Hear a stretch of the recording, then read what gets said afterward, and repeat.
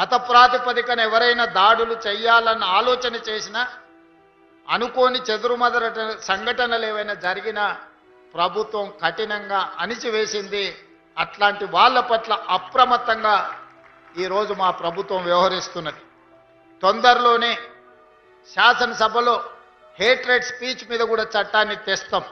ఇతర మతాలను కించపరిచే విధంగా ఎవరైనా మాట్లాడితే చట్ట పరిధిలో వాళ్ళను శిక్షించడానికి అవసరమైన చట్టాన్ని ఈ మధ్య కాలంలోనే కర్ణాటక రాష్ట్రంలో కాంగ్రెస్ పార్టీ శాసనసభలో ప్రవేశపెట్టి ఇతర మతాలను కించపరిచే విధంగా ఇతర మతస్థులను తక్కువ చేసే విధంగా మాట్లాడితే శిక్షించే విధంగా చట్టాన్ని సవరించిండ్రు.